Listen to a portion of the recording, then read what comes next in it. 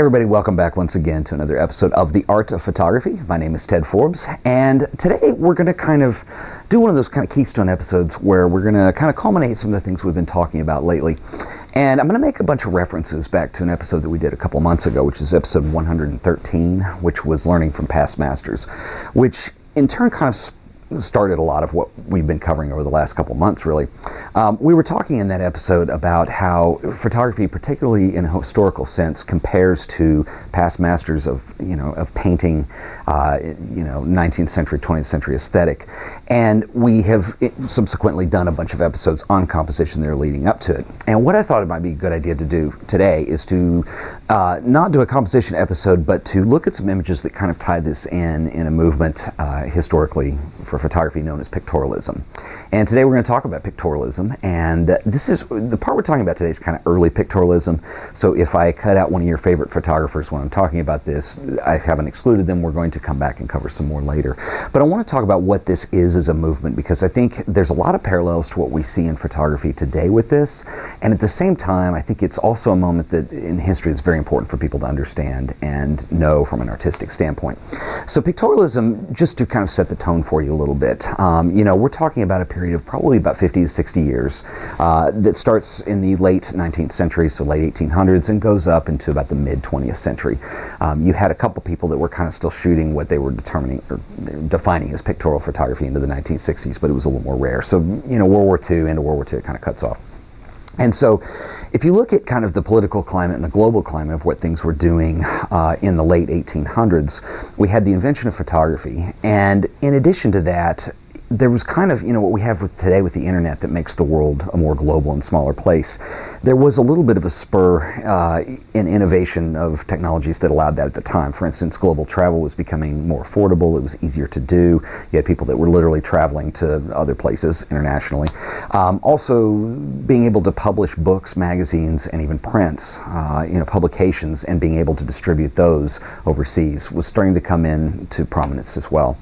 And so with the invention of photography, you're going to have something here that ends up becoming kind of a global sensation. And, at the time we also have photography clubs that start up, and we're going to get into those in a later episode, but historically there's some very important ones, places like England, France, the United States, that were, hugely influential on styles that were happening at that time. So anyway, so the world is becoming more global, and what we have is the birth of photography, which was originally looked at as this form of documentation. So it's this phenomenon chemically where we can do a process to document something visually. That's what taking a picture is. But then we begin to have a debate over, is this an art form or is this a medium that can be used as art? I think we probably still have a lot of this today. But a lot of these early artists, you have an interesting kind of merge with a lot of pictorialism. Around this time, a lot of painters in the late 19th century, a lot of people who were contemporaries of that time, people like Degas, Cezanne, Gauguin, owned cameras and were actually starting to take pictures and use that to try to influence their painting work, which I think is also pretty interesting because at the same time you have some of the major photographers of this period, Stecken, Coburn, guys like this, Raylander, who are not, they're known as photographers and that's really their thing, but then they also paint on the side and they kind of keep a lot of that artistic sense in there. I think partially out of interest and then also partially to bring legitimacy to what they're doing as an art form. So what pictorialism is it's not really defined. It's not like you can say it's a style using these colors or these kinds of subjects. It's broader than that and it's a little more esoteric. What it typically is defined as is a period where photographers are using some kind of manipulation to create art from a photo. And so you see a lot of this still today. I don't think this will ever go away, but it was done in a very specific manner back then. Some of the technologies at that time that were prevalent in photography, stuff like gum bichromate processes. There were some other, these early, what we refer to today as alternative processes that have a lot of distortions to them, a lot of grain, a softness to them that allowed for some manipulation, if you knew what you were doing with this kind of thing, to achieve a certain look to the image. So there's kind of two sides to this. There's the side that's a physical alteration or enhancement of the image using one of these processes, and there's also typically what's being shot. You're going to start to see techniques that are more dramatic in composition style rather than just documenting. It's more like maybe copying paintings in some cases, or doing things that have a very fantasy type look to it. Like, we've looked at images by Julia Margaret Cameron, we're going to look at some more today, that explore that, angel wings, things that you don't normally see in a photograph to force it from being documentation. So there's manipulation of the scene, there's manipulation of the actual chemistry, and then you start seeing things that became very in vogue stylistically, which was like soft focus. Some of these early cameras, when they were pulled slightly out of focus or couldn't focus entirely on subjects, mixed with the fact you had slower ISOs, so things like exposure times were longer. Typically, you couldn't get really instant, quick exposure, so you'll see hair blowing in the wind. And a lot of these artists, these early pictorialists, were using these to their advantage from a compositional standpoint, and I think that's what really creates a magic from this era. It's somewhat dated, you could say, and you do see work that harkens back to, but this is a very important time, I think, in the history of photography from an art standpoint, because you have people who are taking this very seriously. They're coming together as a community of artists, they're discussing these ideas, they have camera clubs, and this is what really started pictorialism. So what we're going to do is look at some of the early end of this today, and we'll do another show later on where we're going to talk about how this segues into modernism later from a historical perspective. But we haven't done a history episode in a while, and we'll look at some of the stuff I've collected on Pinterest and check out some guys, and men and women. And what's interesting too is I've tried to pick people that maybe are a little bit lesser known to most people. So anyway, I hope you enjoy this. So let's go on over to the computer and let's take a look and let's talk about pictorialism. Okay, so we're talking about pictorialism today, and what we're going to do is look at some of the early work by early pictorialists. And a couple things I should tell you, this was a global movement, and there's no way we're going to hit everybody in one episode. So I will break this out, and we will talk about some of the other pictorialists in other episodes. Later pictorialism starts moving into what became modernism, so I'm not going to, and I also want to show you some people you may not be familiar with. So if I'm missing your favorite photographer here who definitely fits in this movement, please do not think I don't think they're important. I just want to highlight the work of some other folks that maybe you're less familiar with. And ironically, I'm about to start somebody most people are familiar with. But we covered Julia Margaret Cameron in an episode 113 that we did a couple months ago. And Julia Margaret Cameron, I really think was one of the early people who kicked off this movement. And we know quite a bit about Julia Margaret Cameron. She was very inspired. She visited the National Gallery, was a big fan of past master paintings. And you got to remember, too, that photography, when it was invented, it was originally kind of considered this documentational thing. So, somebody like Fox Talbot takes an image and, okay, it's this hut or haystack or whatever you have, and it's a documentation of what existed. And so the argument thus begins of, well, is this new medium of photography, is it considered art, or is it just a documentation process? And I think that's an argument that probably, still is one today that we have, maybe less so than it was then. So what you're going to see is manipulation of images in two ways, either by physically manipulating plates, negatives, prints, chemistry, things like that, to get a more painterly look to it, or by what you're seeing with Julia Margaret Cameron here, where they are not documentational in style. It's a manipulation of your subject to be something that's completely set up. So this is created a created sense of drama that's choreographed in a way, you could say, even though choreography implies motion. Think of these as like movie sets, something like that. So this image actually was one that was done for Tennyson for a book. It was a set of illustrations, and this is depicting King Arthur in this boat. So it was really set up to be high sense of drama, high sense of fantasy, and you see that a lot in Julia Margaret Cameron's work. Some other images, and as we talked about when we did episode 113, is, with the cherub with the wings and the angel here. A lot of times Julia Margaret Cameron was known to, that was her system of learning, which was to try to reproduce with photography works of famous painters. And this was done to learn composition, this was done to learn style, this was done to learn the little things that are hard to teach verbally. And you can kind of see where we're going with this, because when we did episode 113 a while back, we started talking about that relationship between photography and painting. And we're going to start to see a lot more of this when we start to talk about pictorialism here. And this is something that I'm going to investigate more in shows that we're going to have coming up. But anyway, as a way of learning, these were interpretive pieces. They don't look exactly like the originals, the famous two cherubs that we looked at. But what Julia Margaret Cameron has done here is put a little bit of her own stamp on it, been unique about it. And this is an interpretation of past master images, which is quite interesting. Okay, so now we're going to go to the other end of the spectrum here, and I want to show you a photographer. This is one of the finer French photographers of this movement. This was Roble, demosshay, and one of my favorites from this time period. And Robert has this way of, a lot of these are done by chromate, very grainy, very messy processes that were heavily manipulated to look like drawings or illustration or charcoal or something like that. And this is this car moving towards you, amazing image, and this is probably one of his most famous. And it really has, particularly with the hard monochrome, the hard contrast, the way he did the process on here, it just is remnant of charcoal drawings. I think a lot of times, or paintings. Some of his other famous ones. A lot of his work, like this one with her head turned around, I think is just simply gorgeous. Demosshay, compositionally, I think it's worth noting too. These two girls, first of all, it's usually heavy contrast, so you don't see a lot of midtones.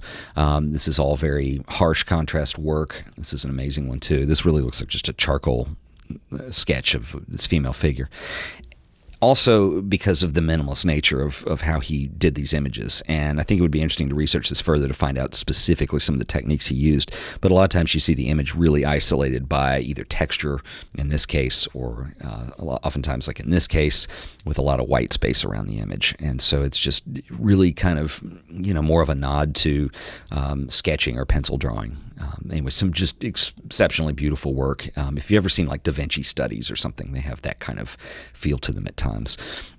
All this is on Pinterest, so you're welcome to go in here and look through these. I won't hit every one of them, but anyway, another beautiful one. And if you at first glance, these do look like they're either made from paint somehow or charcoal or a little bit alien because it's hard to define the medium, but they are indeed photographs. Another one I'll show you. This is another one of the great pictorialists. This is an American photographer. This is Anne Brigman.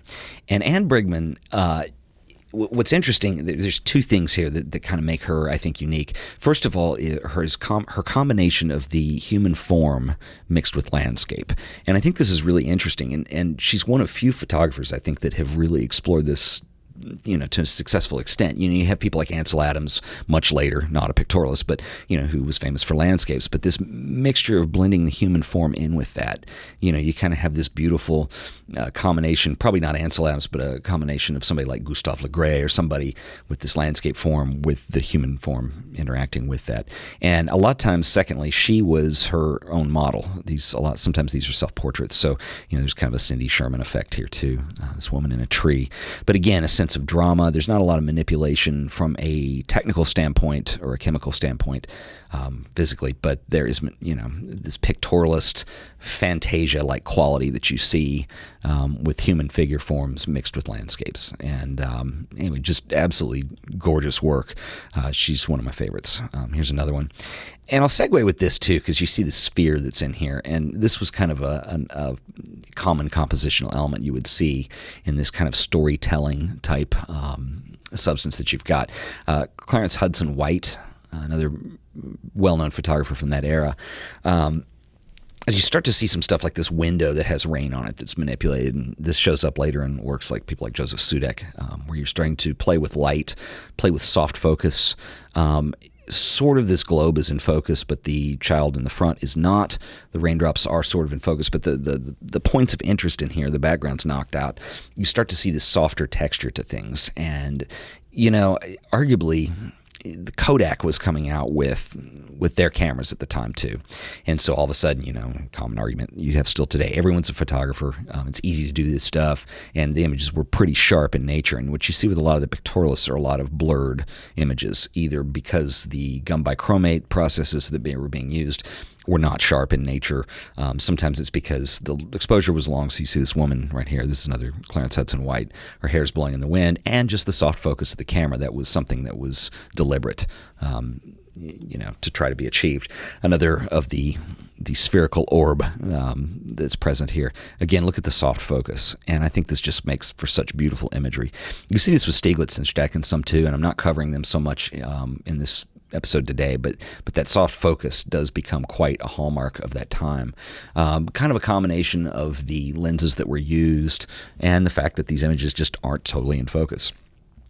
Another guy I want to mention here who I think is simply fantastic is a Belgian photographer from the time. This is probably going to pronounce this wrong because I'm not sure, but it's Leonardo Sohn, I believe.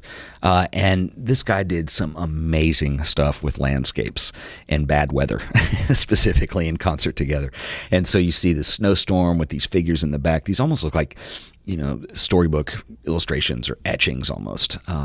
Very crude, lack of definition to detail. They're very sketch-like in quality, very loose. And I think that's what makes these unbelievably beautiful. Here's another Misson. This is more in focus, but I mean, what beautiful light is going on in here with the wet street. Obviously, it's been raining. A gentleman with an umbrella. People are wearing hats, and it's almost like you've got the sun kind of at dusk going down, and it's this ethereal quality that comes through with this image. These weird midtones in the background that just like blur out to the back. Again, techniques that look like what painters would have used. And there was that struggle going on at this time between, if you're going to consider photography art, these guys were really learning their stuff and trying different techniques and trying to emulate paintings a lot of the time. This is another Misson.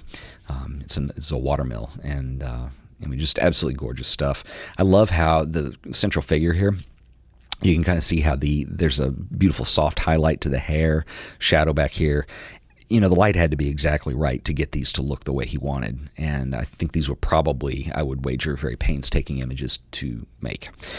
So anyway, some really cool stuff. Here's another one. I'll kind of end up with this one. This is, I love saying this name. This is Charles Emile Joaquin Constant Puyo. There's a name for you. It's an image of a chant sacra, is what it says. These two women singing, probably in a religious service. And again, the way that you're starting to see things like with these veils, loose fabric. You're going to see this kind of when we go into middle and late pictorialists too. People like Raylander, even Stecken and other photographers to a large extent start to use, this playing with translucent quality of material in clothing, doing things that are very interesting with the light. So anyway, really interesting stuff here, and I'm going to include links in the show notes to all this stuff. You can check out the Pinterest board. Pinterest has made some changes, and we will look at those in just a second here. But I do encourage you to go ahead and check out some of these guys, see what they're all about, and, kind of see historically where that fell and how that can apply to the own work that you probably do as a photographer. I also mentioned that Pinterest has some changes to it too, as far as the boards and stuff go. They've got a new look that they've launched, and I believe you opt into this, and I did opt into it. You can switch back to the old look. But there's some cool stuff here that will probably suck you in and waste hours of your day in a very good way, and I'll share some of that with you. If you want to follow me on Pinterest, and like I said, I do these boards obviously before I do the shows. They're a big part of the research that I'm doing, and it's a great way to bookmark images, and as you can see, it's a great way to show you images in this podcast, but you can kind of keep up and see what I'm doing before I do it. Does that make sense? Pinterest.com/Ted Forbes, and you can go in here. Now, if you're not familiar with how Pinterest runs, we have talked about it before. Pinterest, when you go to somebody's page here, pins are essentially images that are bookmarking things on the web, and you can create boards, and boards are ways of sorting pins into categories. Unfortunately, in this new version, it does, either I'm not seeing it or it just hasn't been launched yet, but there is no way for me to, there used to be, to rearrange these boards. So the newest boards go at the bottom. So if you want to see what's coming up, we're going to talk about Notan composition, Joseph Sudek. There'll be some more in here. Here's Pictorialism. You can kind of go through and look at some of these images if you want. The other cool thing about a lot of this is, let's go in and look at the board. Okay, so here's all my board, and this was the Pictorialism one we just looked at. When I select one of these images to look at, what's cool is when you scroll down, it also, basically because Pinterest is going off of what they call pins and repins. And so if I go to a website and I pin an image off of that website, essentially bookmarking it and putting it on my Pinterest page, people that follow me or that I follow can see these images, so it becomes social media in that sense. And what they're doing, and I think this is so cool, is they're starting to give you recommendations. So people who pinned this also pinned, and you're going to start to see common threads of taste, sometimes historical accuracy, most of the time not. But there's some really cool stuff here, and being exposed to more photos. And what's interesting too is, Pinterest, obviously, I don't expect it to be smart enough to be grouping this into pictorialism or even know what that is. But what you start to see, even if they're not directly pictorialist images, are things that were definitely influenced by pictorialism, like the silhouette here. I think that's pretty amazing.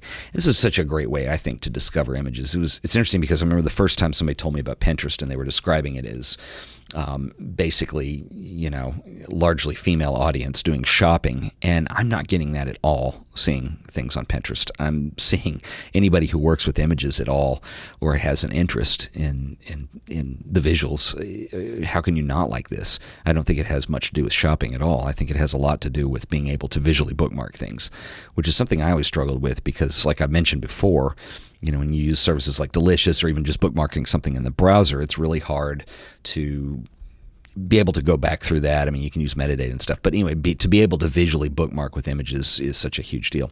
And as you can see, I'm kind of trying to talk here while I scroll down, and I'm seeing all kinds of cool stuff, some of which I haven't never seen before. That's really neat. And you can go repen these. So if you see an image you like and you want to go bookmark it, you just click pen it, and it'll say where, and you can create a folder or a board, as they call it. Here's Leonardo. If I want to grab that, you say pen it, and I go select a board and go for it. And that's how you do it. And it's really cool because then when you log into Pinterest, you have ways of keeping track of images. So anyway, good stuff. Pretty fun. And don't forget, too, that we have some other stuff. And somebody pointed out to me today on our composition blog, compositionstudy.com, I haven't included the videos, and I just include the text and the information. And we can go ahead and put these videos up. But anyway, if you want to keep track just, with all the composition episodes, and I'm thinking of ways we might be able to expand this either with comments or something where we can expand it further. I haven't decided yet. But anyway, check that out. It is the URL on that is compositionstudy.com. And another thing I want to remind you about, too, a couple other housekeeping items. First of all, the photography show, which I'm trying to type and talk at the same time, is the show I do with my friend Wade Griffith. We are back. You can go search for us in iTunes, and we have all new episodes. It's much different from this show. We do a lot of, it's audio only, so we go longer, first of all. And, my friend Wade's here, and so the subject matter is a little bit different than what we talk about on the art of photography. We've done our first interview. We're going to be doing some more interviews with photographers. And this really gets more away from some of the tutorial aspects of things or historical things or famous photographers, and we're getting more into the nuts and bolts of actually making photos, and all the way if you want to do this for a career, if you're just looking to get better. So check out the photography show. You can find it in iTunes right now. It's the only place we're distributing it, that and the website. And then finally, too, on the Facebook, if you go to facebook.com/aop.podcast, I know that's weird, but that's where we are. You can come like our page, and one thing I want to share with you is on the Art of Photography page on Facebook. I'm actually, it's taking a minute to load, but there are other links and things that I put here during the week that may be of interest between episodes. So it's not just posting the episode and a way to find that. I found an Ani Leibowitz interview from when she was really young that was really cool. There's a photojournalist under 25 article. So if you come like us on Facebook, this is a great way to keep up with more photography news than what's just here. Plus, you can comment and interact with us here too. So anyway, come check us out on the Facebook. That, once again, is facebook.com/aop.podcast.